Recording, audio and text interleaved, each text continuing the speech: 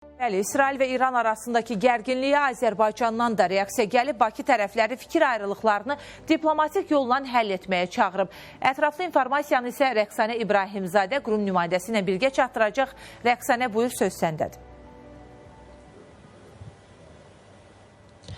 Bəli, Çinarə, hazırda bütün dünyanın əsas diqqəti yaxın şərqdə baş verənlərə yönəlib. İsrailin İrana hücumu nəticəsində artıq İranın bir sıra yüksək rütbəli şəxsləri həlak olub və bununla bağlı olaraq Azərbaycan Xarici İşlər Nazirliyi bəyanat yayıb. Eyni zamanda İranda yaşayan Azərbaycan vətəndaşlarına müraciət ünvanlayıb və bununla yanaşı bir məqamda var ki, İsrailə, yəni Azərbaycan vətəndaşlarını İsrailə səfər etməməyə çağırıb. Yəni təbii ki, təhlükəsizlik baxımından indi isə detallı informasiyalara təfərrüatı elə Azərbaycan Xarici İşlər Nazirliyi mətbuat katibi Ayxan Hacızadədən alacaq. Xoş gördük Ayxan bəy. Detalları buyurun sizdən işləyək. Qeyd etdiyiniz kimi, dünən axşam İran İslam Respublikasına qarşı İsrail dövlət tərəfindən hərbi əməliyyatlar həyata keçirilib.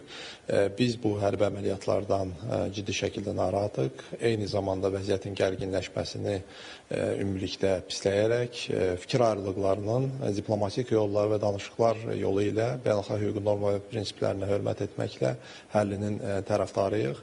Eyni zamanda mülki obyektlərin və eyni zamanda mülki əhalinin təhlükəsizliyinin qorunmasını vacib olduğunu vurğulamaq istərdik. Ümumilikdə yaxın şərqdə gərginliyin artması ilə əlaqədar tərəfləri müvafiq olaraq danışıqlar masasına oturmağı və müvafiq beynəlxalq mexanizmlər çərçivəsində problemlərin həllinə çağırış edirik. Bununla yanaşı tərəfimizdən Xarici İşlər Nazirliyi tərəfindən müvafiq olaraq İran İslam Respublikasına səfər edən və ümumilikdə əhalimizə və eyni zamanda Azərbaycan vətəndaşları ilə bağlı müvafiq xəbərdarlıq veb-saytda yerləşdirilmişdir. Bu xəbərdarlığa əsasən ümumilikdə həm İran İslam Respublikasına, həm də İsrail dövlətinə səfərdən çəkinmək, hər hansı bir zəruri səfərlər olacağı təqdirdə belə təhlükəsizlik şəraitinə müvafiq olaraq riayət edilməsi, həmçinin yerli qurumların təhlükəsizliklə ilə bağlı təlimatlarına riayət edilməsinin vacib olduğunu vurğulamışıq və hər hansı bir fövqəladə hal zamanı müvafiq olaraq İran İslam Respublikasındakı səfirliyimiz, Təbrizdəki baş konsulluğumuz, həmçinin İsrail dövlətindəki səfirliyimiz ilə müvafiq olaraq əlaqə saxlanılması tövsiyə edilmişdir.